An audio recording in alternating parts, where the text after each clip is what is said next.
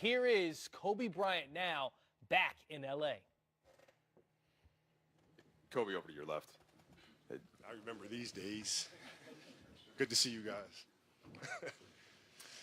Hey, Kobe, for somebody that's been obsessed with the greats of the game since you were a kid, you're about to watch your jerseys go up into the rafters. Can you just put into words what legacy means to you? Well, it's hard to put into words. I think it's, growing up and watching all these great players play and learning so much from them, to now be a part of that wall, means everything to me. And I think legacy is really important in the sense of, what we've done is awesome. But I think what's more important for a legacy is how that affects the next generation to come. And, for the jerseys that are hanging in the rafters now, the impact that they've had on me, which led to us being in this moment here and now. And I think that's the true mark of a legacy, is how well it impacts the next generation. Kobe, el mensaje que le das tú a las generaciones de jugadores por venir, tu mensaje para aquellos que sueñan ser como tú. Tienes que haber un sueño que es más grande, tienes que trabajar cada día para ese sueño. Y más importante que esto, vas a ser personas que no creen en tu sueño. Te lo digan cada día que no es posible que tú lo que hace realidad. Tú lo tienes que escucharlos, usarlo para motivación. Bill? Hey, Kobe, over here. So driving in today, I'm sure you saw the crowd of people outside. All these people, and you're not even playing tonight. I mean, you've been retired. The effect you have on this city, are you ever in awe of that, or is that something that you can feel? It's weird, man. It's because growing up, I just wanted to play basketball. You know what I mean? And then wanted to win championships. I wanted to be regarded as one of the greats, and all this stuff that was very internally driven, individually driven. And as you get older, and as I sit here now, I come to realize that it's really not about those things. Those things carry a greater significance to them, and it's how well can you affect or impact others, not from the sense of fandom or whatever the case may be, but it's through your actions, through your behavior, through your commitment to the game. How can that inspire people to be as committed in whatever field that they're choosing to be a part of? And that's where I think the connection that we have, and we fed off of that energy. I fed off their energy for many, many years, and I think that's the reaction you're seeing. Ted Sobel, on the right. Hi, Kobe, over here. Good to see you again. I remember the first day you walked into the Forum, and I'm thinking, that little kid right now is still inside of you somewhere. Can you go back there and think about even imagining that this has happened, and just the emotions of dealing with all these accolades, and at the same time, have you had a chance to look outside yet and see what's going on in Kobe land? I haven't had a chance to look outside and see it. I mean, I saw it driving in, and what? I mean, it's kind of like, and then secondly, I can remember back to being a kid, because that child inside of me has never left. All the years I've been playing here, that child inside of me has never left. I mean, one of the first things I did when I walked into the Forum, when the lights were down, it was dimly lit, and I looked up and looked at all the jerseys that were up there, because I'd seen them many times on videotapes before. And before every game, I made it a point to kind of glance up there and remind me of what I'm playing for, how I got here, and what it is that we're representing. Appreciate all of this as you evolved as a person. Well, the appreciation comes in moments. It comes in increments. Like you go through a moment in time and you realize that you're going way too fast, and you get a chance to appreciate everything that's happening. So you take a beat and you appreciate it. But the reality is you can't stay there. You know what I mean? Because then you can't ever grow and evolve, right? So there's moments of appreciation, and then you have to move on and focus with your head down on what comes next, and then come up for air every now and then. Second row in the center. Bobby, ciao. Ciao. Fra tutte le emozioni della tua carriera, draft, titoli, questa come la classifichi? Ci hai pensato questa mattina? No, non ho pensato molto, perché volevo rimanere in questo momento.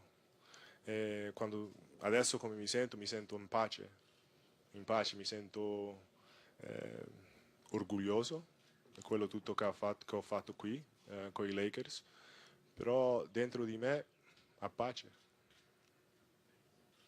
Mark Medina. Klay Thompson doing stuff with Body Armor and Kevin Durant doing stuff with Nike. What kind of business perspectives have you offered any of those guys? Well, I mean, just to be a part of brands that you believe in, that you believe share the same core values as you, and then everything else tends to fall in place.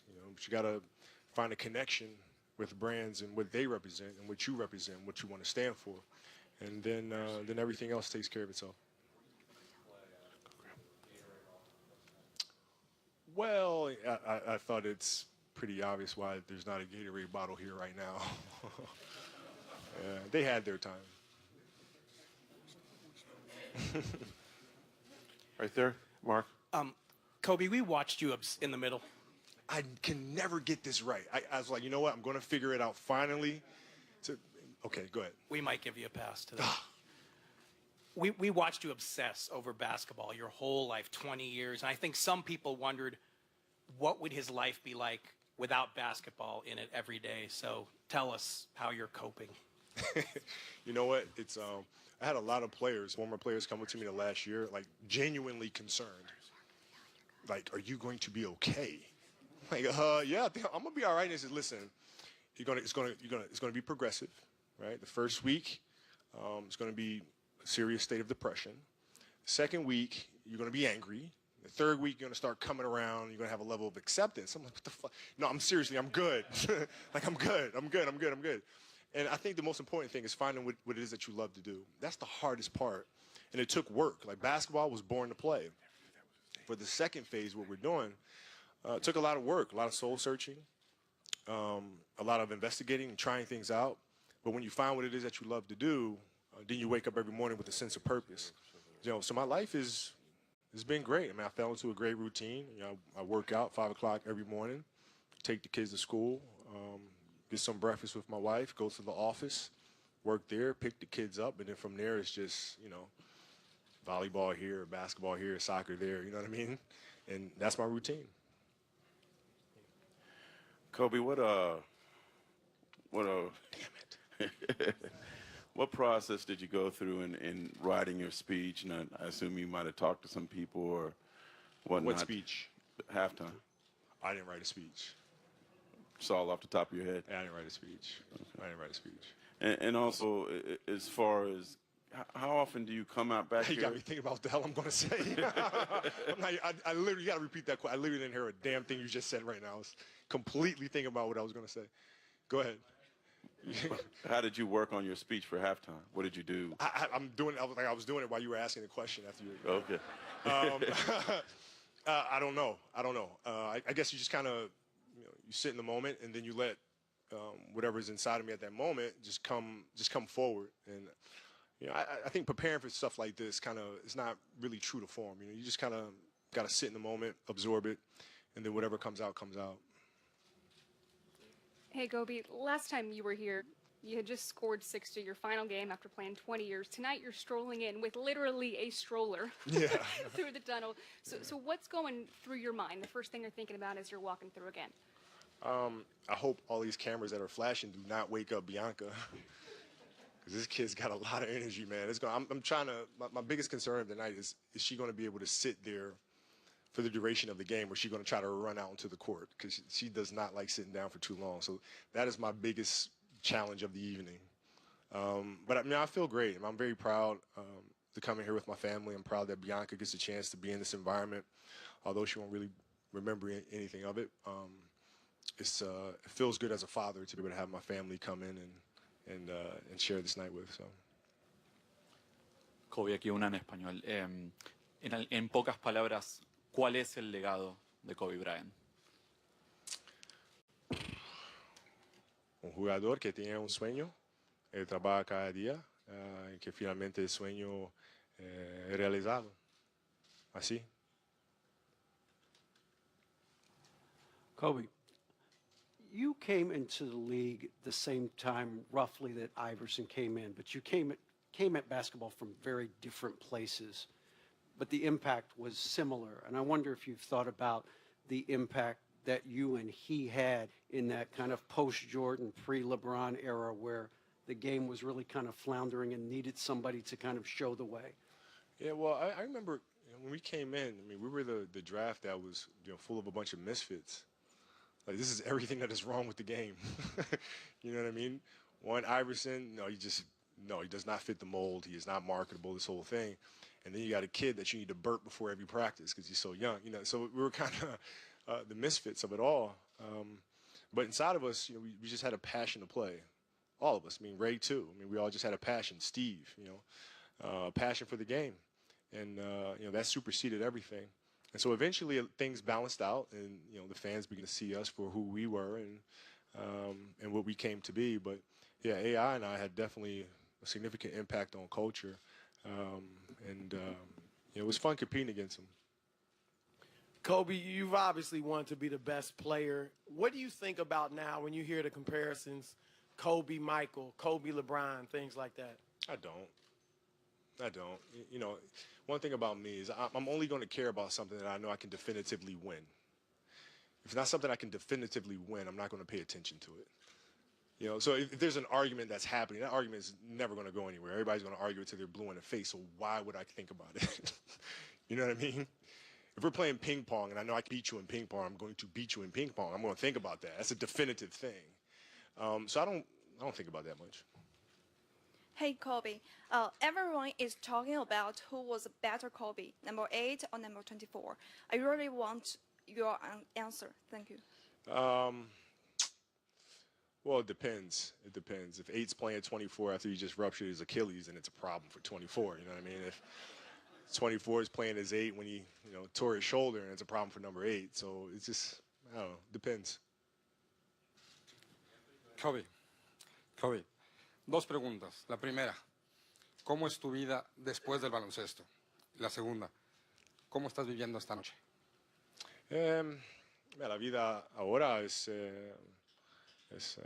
muy linda porque estoy con familia cada día, escuela, mirando cómo juegan sports después de escuela y cenar con mi esposa, todas las cosas que antes que me retiro no podía hacer.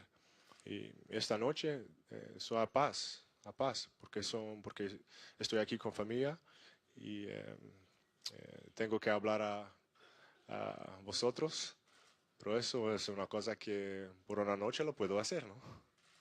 No, soy muy feliz, muy feliz. Kobe Anthony Gilbert, Hoop Magazine, NBA.com. My question for you is, when you talked about looking up at the numbers, the retired jerseys, you saw Wilt Chamberlain. And you're from Philadelphia, even though you pretty much grew up most of your life out here. What does a night like tonight, to be the only player to have 2 jerseys retired, what does that mean to your hometown and to your family? Well, I mean, that's, the attitude that I play with, the temperament, the competitiveness, the trash talking, all comes from there. I mean, that summer spending long days at Tustin and playing across from Overbrook where Wilt Chamberlain did his thing, you know what I mean? So it all comes from there. So I'm really happy to be representing that at that level, and to have 2 Philly boys with their jerseys hanging up there is pretty awesome. Pretty awesome. I should be getting free water ice every time I come down there, by the way. Word. Not just the U.S., but the world is watching. And we know you just announced plans for the first NBA school in China. What kind of legacy you want to leave in China and also across the world? And also, I'm curious, do you still sometimes wake up at 4 o'clock in the morning? Well, I wake up at 4 every morning. It's just I don't know. I don't know. I just wake up at 4, and I got nothing to do, so I might as well work out, might as well write, might as well do the things that I need to do. So, and in terms of going forward, it's about educating. It's about teaching. It's about teaching the game. It's about teaching the game within the game, and a lot of that is emotionally driven. You can teach fundamentals. You can teach footwork. You can teach basics, but we also have to teach that goes hand in hand with that is how to deal with anxiety, how to deal with pressure, how to understand how to quiet the ego, all those little inner battles that take place. We have to be able to teach that as well through sport.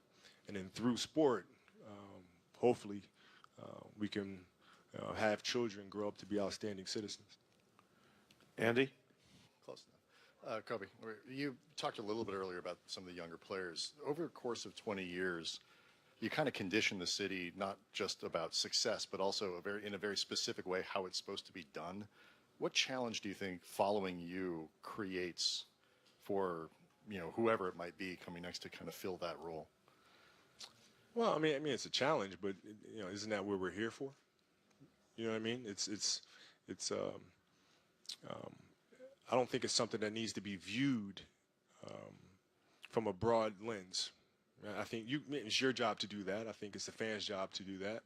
But for players, for Poos, for Lonzo, for Ingram, for the guys, they just look at it day by day. That's all. How do I get better today? How can I do better today than I did yesterday? And you look at it in incremental steps. And then when you do that, you wind up forging your own legacy that you'll look back years from now and everybody will marvel and wonder at.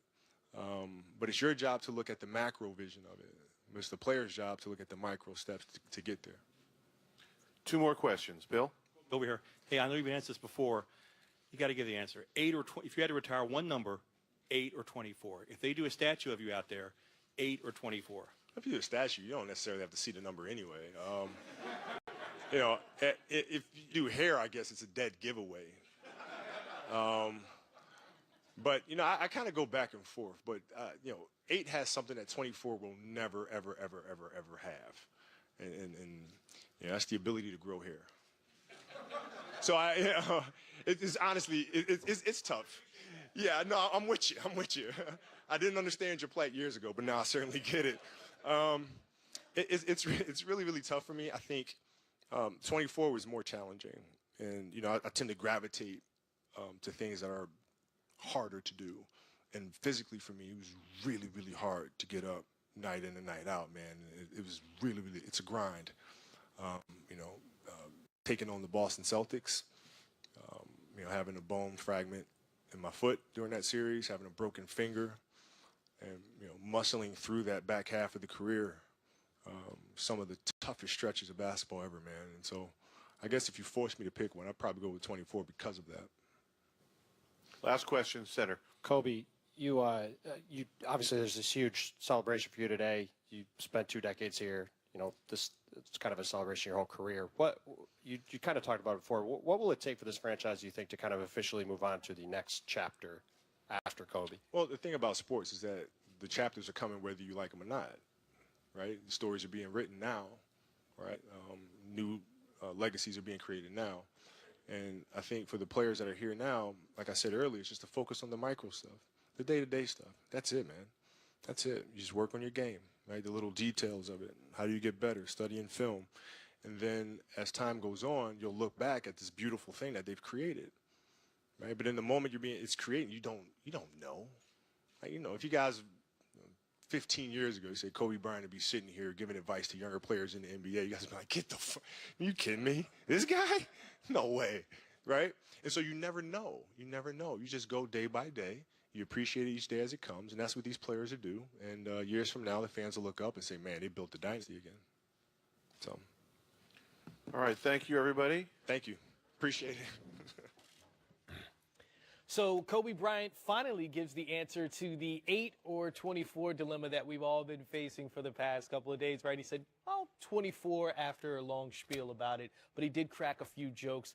Brent, he seemed happy. That's something we always saw from Kobe Bryant. I think he was at peace, Chris, quite frankly, the night that he had, before he had processed his retirement for a couple months. He submitted that letter to the fans in Staples Center, and so everybody knew that we were going to get a season of Kobe tributes and goodbyes as he traveled on the road. And then he played that last game at home, which, by the way, I will say, if there is any player ever in the NBA that tops Kobe Bryant's departure from the game, whether I'm alive, I want to be there for that. Yeah.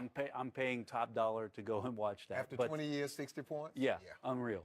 But I will say, Kobe being affable and joking around like that, he's been at peace for a long time, I think, Chris. And it happened during the time that he was getting all the adulation in his last season, and then dropping the mic on the last night, literally dropping the mic on the last night that he played in a Laker uniform. And Chris, it's all about going out like you want to. You know, when he played 20 years, he played until he didn't want to play anymore. And so when you do that, you don't have any regrets. I tell people all the time, they ask me, do you miss the game? Yeah, there's certain aspects I miss of playing, but I don't really miss it from the standpoint because I felt like for the 13 years I played, I did the best that I can do each and every night. And when you've done that, you don't have regrets. And that's what Kobe did. Hey, I gave 20 years of my life. I gave maximum effort every night I was on the court.